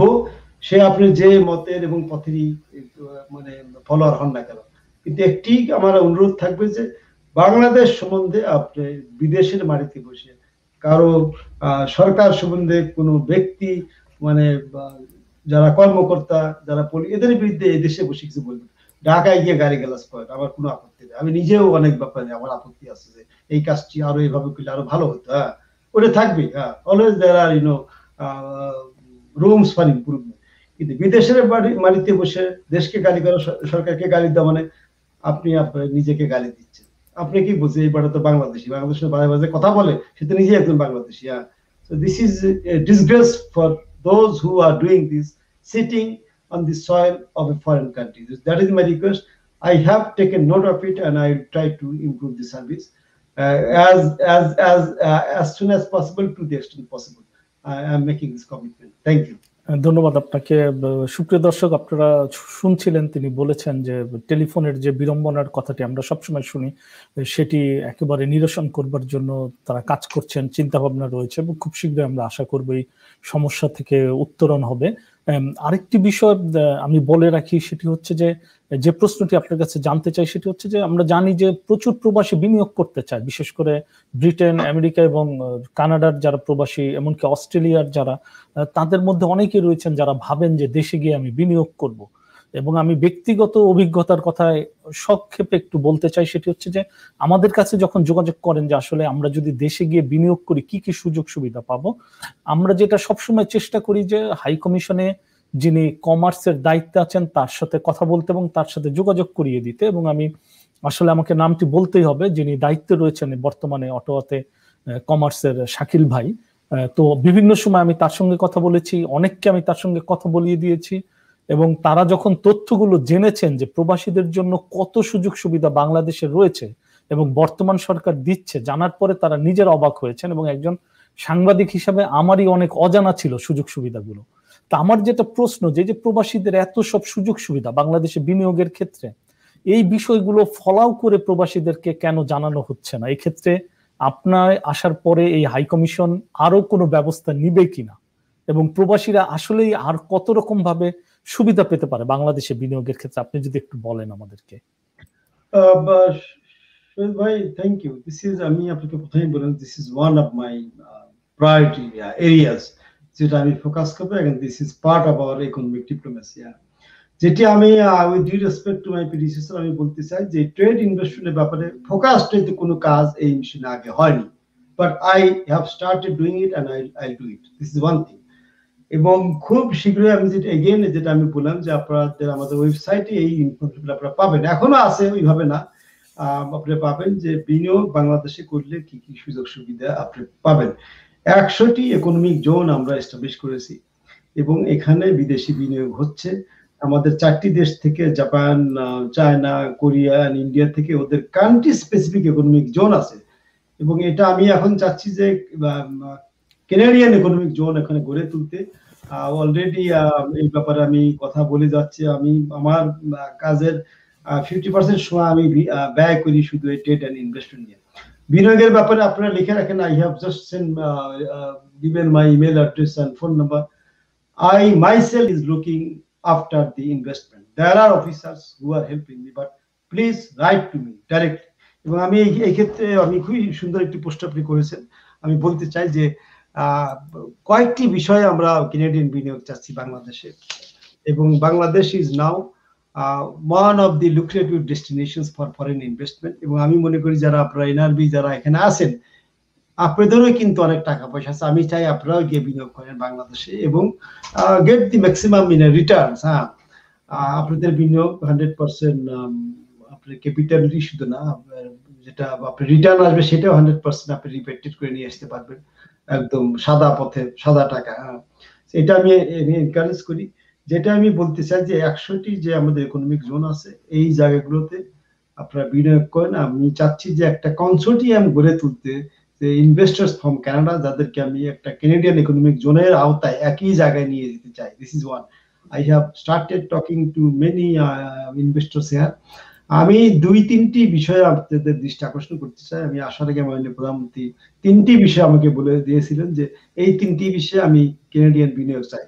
একটি হচ্ছে, আপনারা জানেন যে এখান থেকে আমরা ক্যানোলা সিড আমরা ইম্পোর্ট করি কানাডা থেকে, যেটা বাংলাদেশে নিয়ে আমাদের দোষটা আছে, বাংলাদেশি ভাইরা যেটা করেন আর কি, এটার সাথে উল্টো সিধা আরো জিনিসপত্র কিছু শস্যা কিংবা এটা ওটা মিশিয়ে ক্যানোলা সিড হিসেবে অয়েল হিসেবে বিক্রি করে, কিন্তু আমরা জানি যে this is perhaps not the 100% canola seed oil. তো আমি চাচ্ছি যে এই সিড যাতে আরো বেশি কানাডা থেকে এক্সপোর্ট হয়। So Canadian government, Canadian businessmen will be very happy that they can export more Canadian canola seed. যেটা আমরা করতে চাচ্ছি বাংলাদেশে বেশ কিছু প্রাইভেট সেক্টর মিল আছে যারা চাচ্ছে যে নতুন প্ল্যান্টে তারা ক্যানোলা সিড নিয়ে ওখানে এই ক্যানোলা অয়েল তৈরি করতে। আপনারা হয়তো অনেকেই জানেন না, আমাদের সরকারি একটা এডিবল অয়েল মিল আছে যেটা এখন সেনা কল্যাণ ট্রাস্ট চালায়, আগে লোকসান দিচ্ছিল, মাননীয় প্রধানমন্ত্রী এটা ওদেরকে দিয়েছেন, কিন্তু ওখানেও কিছু সমস্যা হচ্ছে এবং উনি আমাকে স্পেসিফিক্যালি বলেছেন যে I want Canadian investment in the government state own edible oil mill. It's a G2G, 100% safe, 100% protected, and army is already there. So আপনারা যদি সত্যি সত্যি কেউ চান যে এখানে ইনভেস্ট করেন, যেখান থেকে সিট যাবে ওখানে যেহেতু গভর্নমেন্ট আর্মির আপনার সাথে পার্টনার্স থাকবে, কোনো ধরনের কোনো অ্যাডাল্টারেশন হবে না, ক্যানোলা সিড অয়েল হবে বাংলাদেশে, সেই অয়েল ডিউটি ফ্রি হিসেবে আইটেম হিসেবে প্রোডাক্ট হিসেবে huge Chinese market, Indian market, even European American মার্কেটে যাবে। So this is a huge investment, and this is a win-win situation both for Canada and Bangladesh, because Canada can export more canola seed. এখানে আমি frankly speaking, I have also reached out some Canadian investors, কারণ ওরা যেহেতু সিডটা ওরা জানে কাদের কাছে নিতে হয়, they know the source, sourcing যে ফার্মার আছে তাদের কাছ থেকে। তো আমি আশা করছি খুব দ্রুত এটা হবে।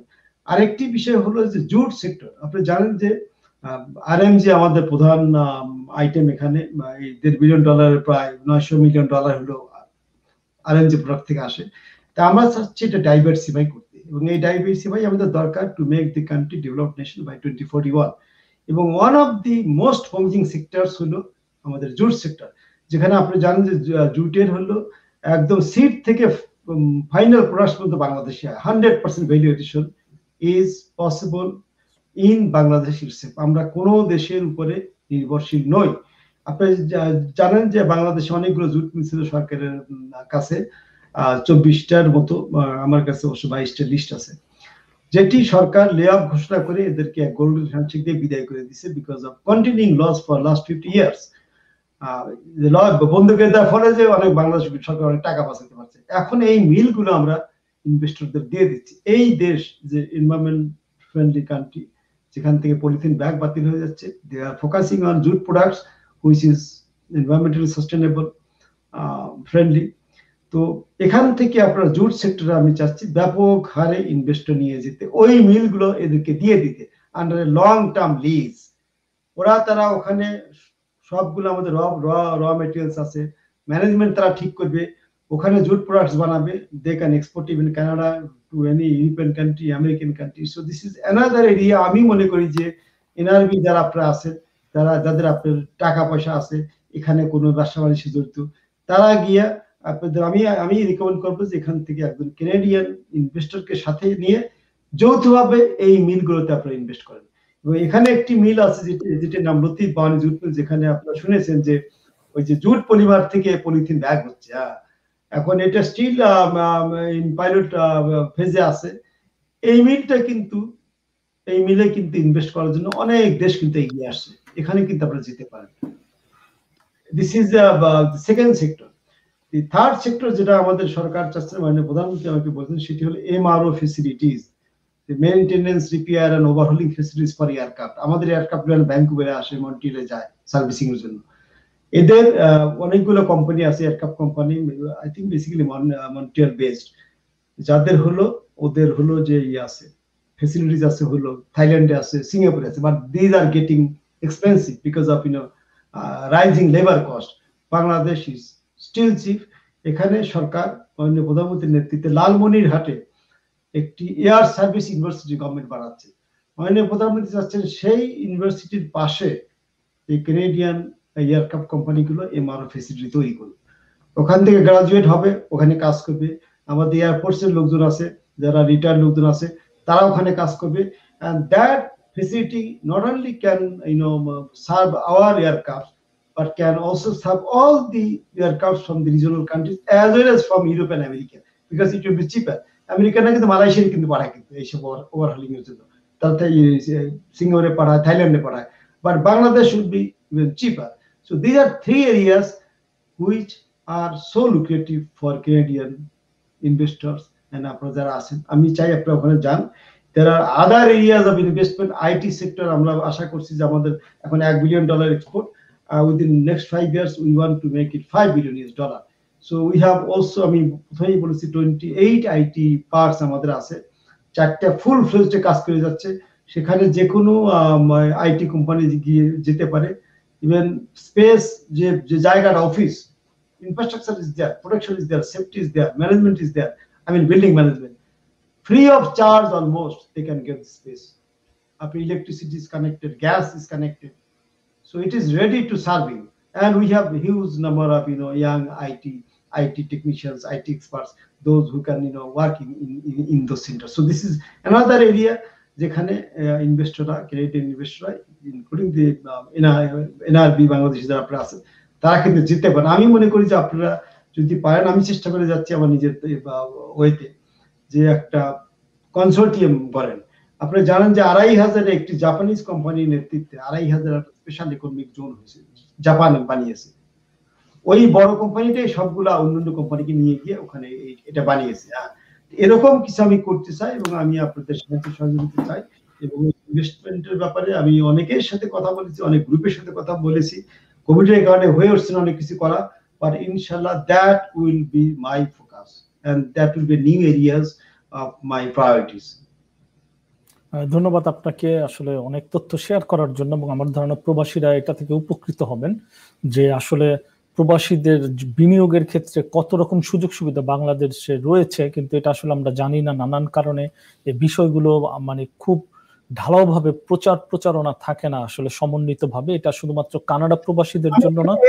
একটু কথা বলতে চাই, এই কোভিডটা শেষ হলেই আমরা physically will be holding this investment seminar in কি সিটিজ, যেখানে যেমন টরন্টো পোস্ট একটা, মন্ট্রিয়াল, যেমন এই যে তেল নিয়ে কথা বললাম, সাসকাচুয়ান প্রভিন্সে, এগুলো আমরা করতে থাকবো। আমি যখন I was in charge of another division that was state investment and technology. So এই যেটা 2019-এ যে সেমিনারটা এখানে হয়েছে, এবং I funded some activities, I send money to our Ottawa high commission, এবং যারা চেয়েছে যে ইনভেস্টমেন্ট সেমিনার আয়োজন করতে। এই যে business to business contact, that is another area, যেটা আমি মনে করি যে once this flight starts operating, that will be more. এখানে একটি বিষয় আমি যোগ করতে চাই। আপনি ফিফার ব্যাপারটা আপনি শুনেছেন, যে foreign investment promotion agreement between Canada আর বাংলাদেশ, যেটা ফিফা আর কি, ইনভেস্টমেন্ট প্রোটেকশন এগ্রিমেন্ট, যেটা এটা যদি খুব সংক্ষেপে আপনি বলেন আসলে এটার অগ্রগতি কতদূর? ক্যানাডিয়ানরা, আমি যখন আমার অ্যাপয়েন্টমেন্ট হয়, ক্যানাডিয়ান অ্যাম্বাসেডর আমার সাথে দেখা করে বলল যে this thing is lying for 13 years with Bangladesh.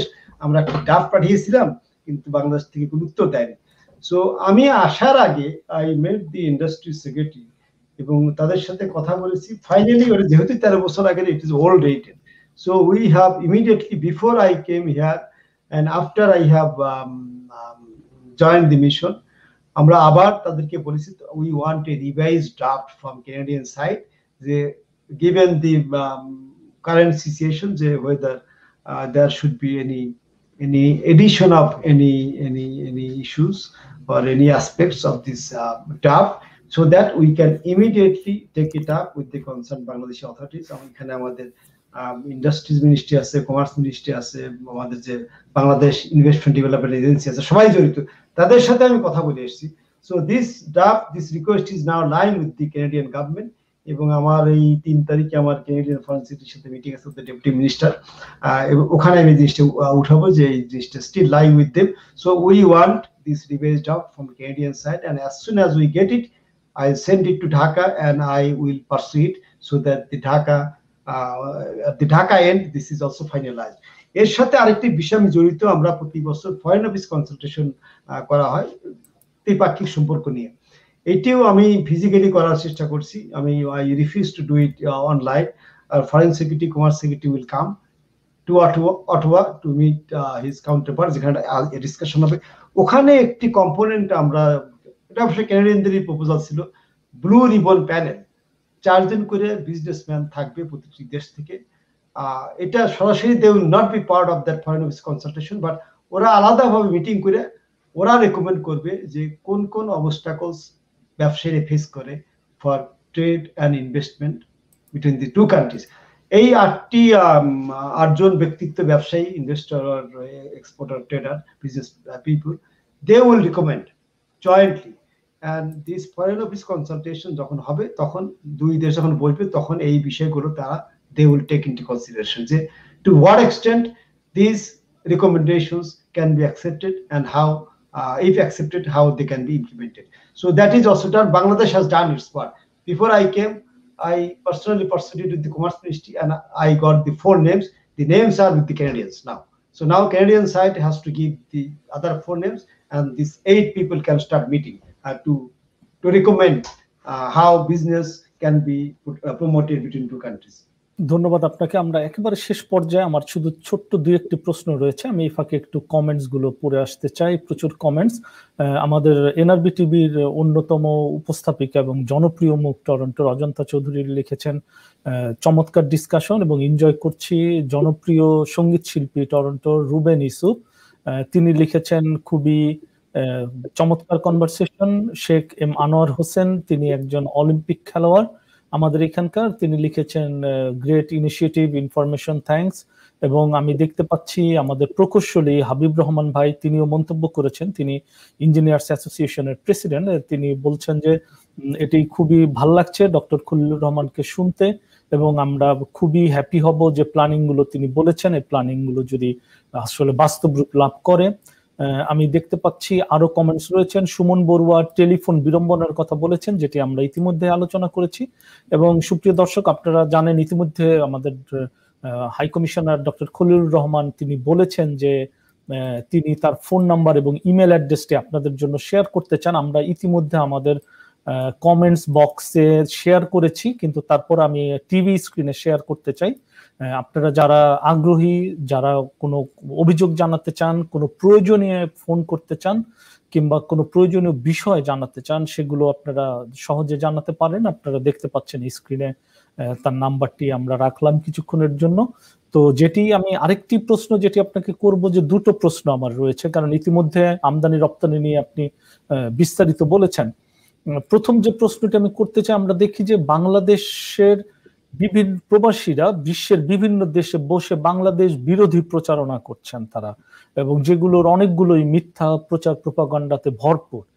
তো এক্ষেত্রে আন্তর্জাতিক পর্যায়ে বাংলাদেশের ভাবমূর্তি ডেফিনেটলি এতে ক্ষুণ্ণ হয়, কারণ তারা বাংলাদেশের বাইরে বসে যখন বাংলাদেশ নিয়ে প্রচারণা করেন তখন সেক্ষেত্রে বাংলাদেশ সরকারের একটি ভূমিকা থাকে সেই বিষয়গুলোকে আমলে নেওয়া এবং ব্যবস্থা গ্রহণ করা।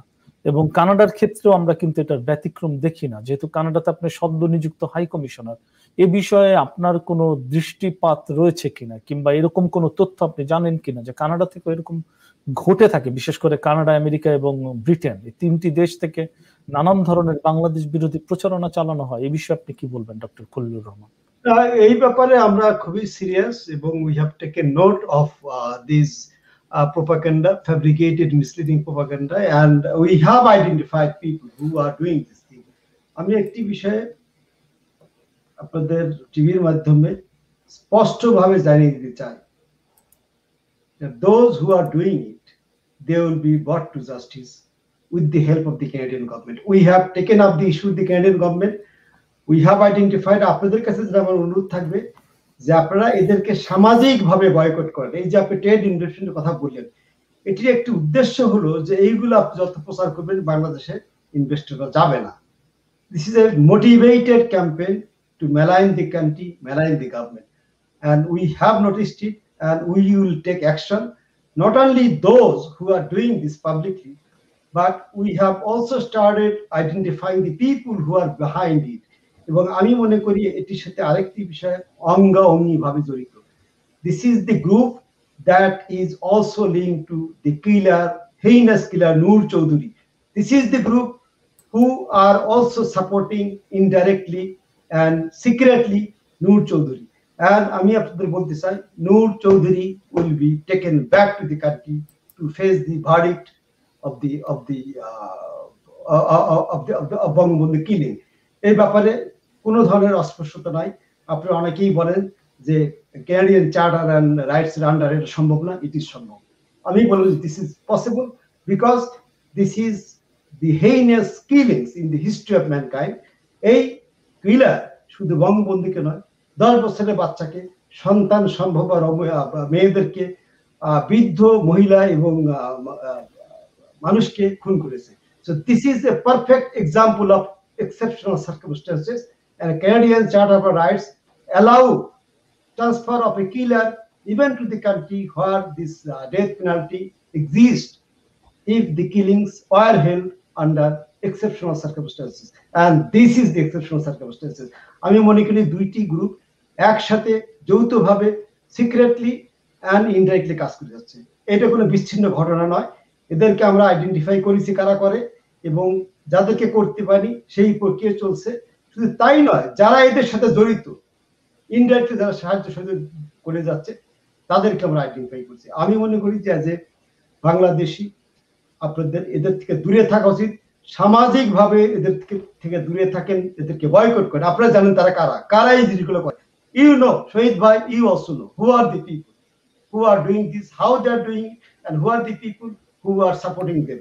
আমি আপনাদের কাছে এই আবেদনটাই করব যে যদি আপনি বাংলাদেশকে বুকে লালন, হৃদয়ে লালন এবং ধারণ করেন, if you are a Bangladeshi, if you claim that you are a Bangladeshi, you must not be doing this thing. আজকের যে বাংলাদেশ, এই বাংলাদেশের স্বপ্নদ্রষ্টা জাতির জনক বঙ্গবন্ধু শেখ মুজিবুর রহমান। বঙ্গবন্ধু কিলিং, বঙ্গবন্ধু আওয়ামী লীগের সম্পত্তি নয়, বঙ্গবন্ধু বাংলাদেশের সম্পত্তি। যারা বাংলাদেশি পাসপোর্ট নিয়ে চলাফেরা করেন, নিজেকে বাংলাদেশি বলে পরিচয় করে দেন, আমি মনে করি যে আমি হাই কমিশন না, মাননীয় প্রধানমন্ত্রী শেখ হাসিনা নয়, আপনাদেরও দায়িত্ব আওয়াজ তোলা যে খুনি নূর চৌধুরীকে এদেশ থেকে বহিষ্কার করা হোক। যদি না করতে চায়, send him to a country from where he has come. Why Canada, the country, is known as the main proponent for global peace and security, rule of law, promotion and protection of human rights, and this killer, the heinous killer, is an example of flagrant violator of human rights. যে দেশ human rights এর কথা বলে সেই দেশ কেন এই খুনিকে রাখবে? আপনারা এদের বিরুদ্ধে সোচ্চার হন। আপনারা অনেকেই ক্যানাডিয়ান সিটিজেন, ভোট দেন, আপনাদের এলাকায় যারা নির্বাচিত প্রতিনিধিবর্গ আছে, এমপি সিনেটর, তাদেরকে বলেন যে তোমরা পার্লামেন্টে বলো যে this guy should not be allowed to stay in this country. বাংলাদেশে যারা না পারে, send him back from where he has come, send him to USA or send him to any country, to European country যেখানে মৃত্যুদণ্ড নাই। Let him live there, not in Canada. As High Commissioner, I will ensure that this guy is sent back either to Bangladesh or just ousted from the Canadian soil. We have raised this issue with the Canadian government, and I will raise it to the extent possible. আমি জানি না আমার predecessor আগে কি করেছেন। That is my commitment as a Bangladeshi. That's what I want to say. And I like to request all of you, through your TV, please refrain from campaigning against Bangladesh. You are harming yourself, you are harming your parents, your friends, your brother, sister living in Bangladesh. আজ যে ট্রেডের যে আপনি যেটা কয়েকদিন আগে যেটা বললেন যে Canadian government, we have protested it, যে বাংলাদেশে নাকি একটি স্প্লিন্টার গ্রুপকে পাওয়া গেছে যারা extremist.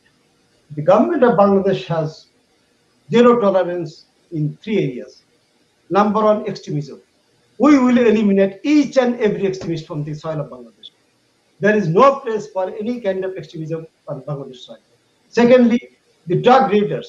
Anybody involved in drug dealing, Bangladesh is not for them. And thirdly, the corruption. Those who are, squandering public money and involved in money laundering, government has zero tolerance.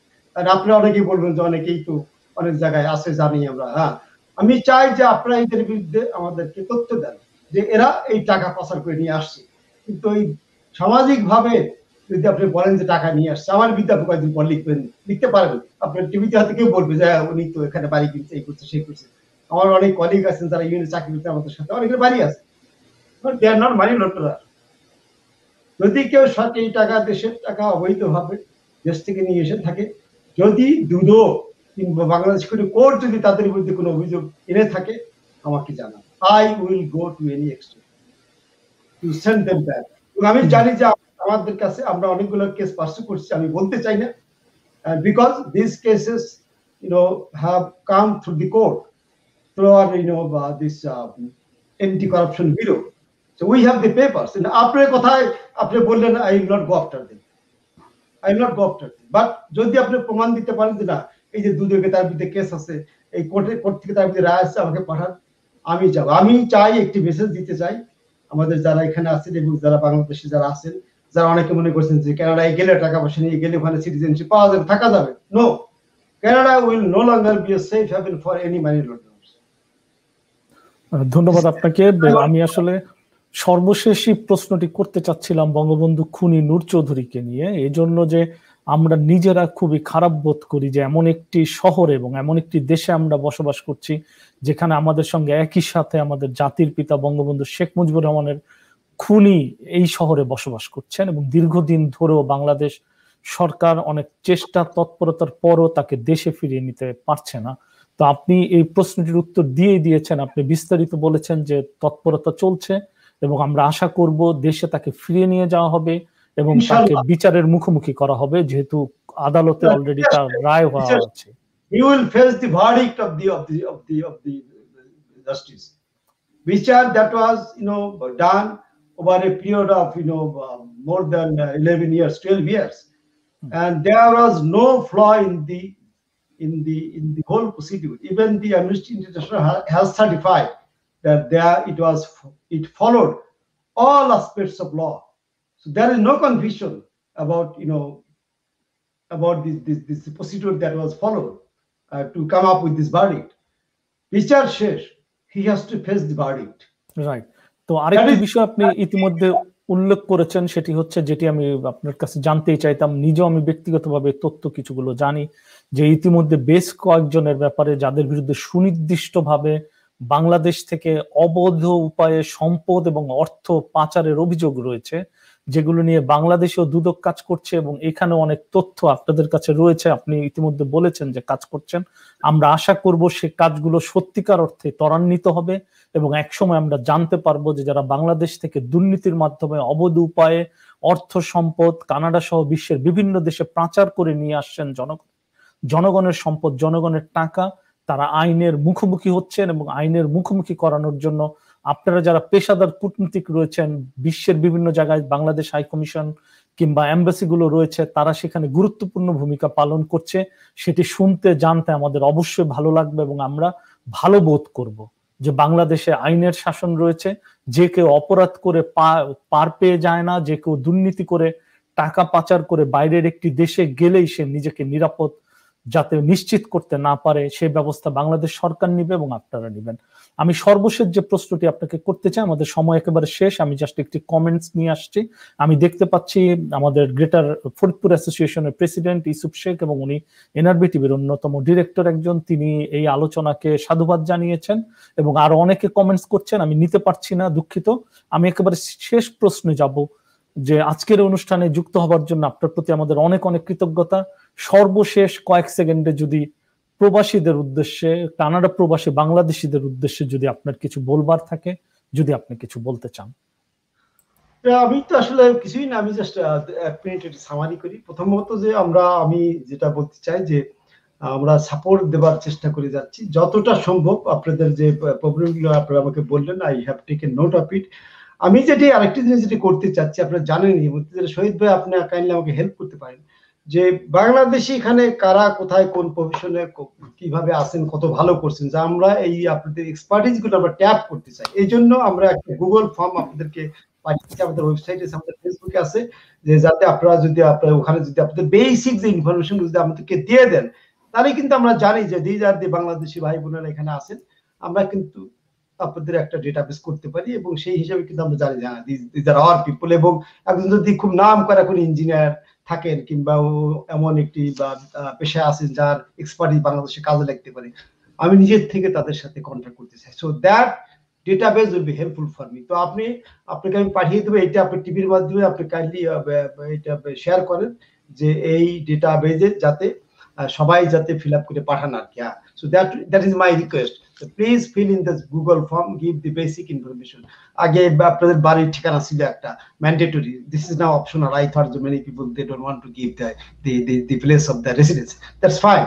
এগুলো basic. আপনি যেমন আমরা phone number share করি, email share করি, that's one. এবং আপনার profession, যে কোন প্রফেশন আপনি আছেন এবং কিভাবে একটি জায়গা আছে যেখানে আপনি লিখতে পারেন যে how you would like to get engaged in our economic and social development back home. এইটা একটি ব্যাপার আমি অনুরোধ করবো যে আপনারা এই জিনিসটা ফিল আপ করে পাঠান। আর যেটা আমি বলবো যে আপনারা, আমি চাই যে আপনারা আমার চেয়ে বড় অ্যাম্বাসেডর। এই যে আপনি 17 বছর আছেন, আমি তো কয়েকদিন হলে এসেছি, আপনি কত কাজ করার আপনার সুযোগ হয়েছে দেশের জন্য, দেশের মুখ উজ্জ্বল করার জন্য। আমি চাই যে আপনারা বাংলাদেশকে বুকে হৃদয়ে ধারণ করে বাংলাদেশের ভাবমূর্তি উজ্জ্বল করার জন্য যা যা করা দরকার সেটা করেন। Not like that major Delwar আর ক্যাপ্টেন শহীদদের মতো লোক যারা বাংলাদেশের বিরুদ্ধে অপপ্রচার চালায়। এবং এই অপপ্রচার চালানোর কারণেই কিন্তু বাংলাদেশের যে ট্রেড ইনভেস্টমেন্ট কিন্তু এই দেশ থেকে সহজে যেতে চায় না, this unsafe country, but this is one of the safest country. বিশেষ করে আপনি জানেন যে বিদেশিদের আমরা দেবতার মতো দেখি, যে কোনো লোক বাংলাদেশের। তো এটাই আমি চাই যে এই যারা এগুলো করে এইসব কাজ থেকে সবাইকে আপনারা বিরত থাকতে বলেন, এদের বিরুদ্ধে will take action. That is my promise, I will do it. এবং এরা কিন্তু একই সাথে খুনি নূর চৌধুরীর সাথে linked. This is the same group that are really working very closely. এদের থেকে দূরে থাকেন। এবং বাংলাদেশ সম্বন্ধে যেটা যদি কোনো ধরনের যে কাজটি করলে ভালো হয়, শুধু টিভির মাধ্যমে না, আমি আমার ইমেল নম্বর দিয়েছি, অ্যাড্রেস দিয়েছি, ফোন নম্বর দিয়েছি।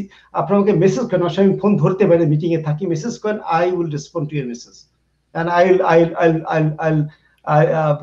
Return your call. That is my promise to you. So আপনারা এমনিতে আমাকে বলতে পারেন যে এই এরিয়াতে আপনি এইভাবে কাজ করলে কিন্তু আরো ভালো ফল পাওয়া যেতে পারতো আর কি। এই কয়েকটি অনুরোধ আমি আপনাদের কাছে রাখতে চাই আর কি। আর এই ফর্মটা পূরণ করে পাঠাবেন। আর যে কোনো উপদেশ আপনারা আমাকে ফ্রিলি দিতে পারবেন যে আপনি এই কাজটা একটু চিন্তা করে দেখতে পারেন যে কেমন হয়। আমাদের কিছু লিমিটেশন থাকে, সীমাবদ্ধতা থাকে, সবকিছু করা সম্ভব হয় না, but I will try to respect, accommodate the practical demands or practical suggestions, practical advice যেটা implementable। আমি এমন একটি জায়গা থেকে আজকে এসেছি ইউএন সিস্টেমে যে I M a result oriented person. যেটা আমি করলে, যেটা আমি করতে পারবো সেটা আমি করি, যেটা আমি করতে পারবো না যত ভালো হোক আমি ওটার ভিতরে যেতে চাই না।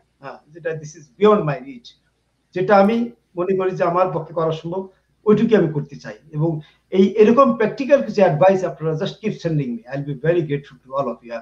তো আপনাদের আমি সবাইকে ধন্যবাদ জানাচ্ছি। এবং আমি আবারও বলবো যে আপনারা দেশ বিরোধী প্রচারণা থেকে দূরে থাকেন, যারা এগুলো করে তাদের থেকে দূরে থাকেন এবং এদের আইডেন্টিফাই করে আপনারা আমাকে ইনফরমেশন দেন। আমি বলি যে I M a very reliable person, and this communication will be always remain confidential between those who will be sending me and between myself. It will never go out.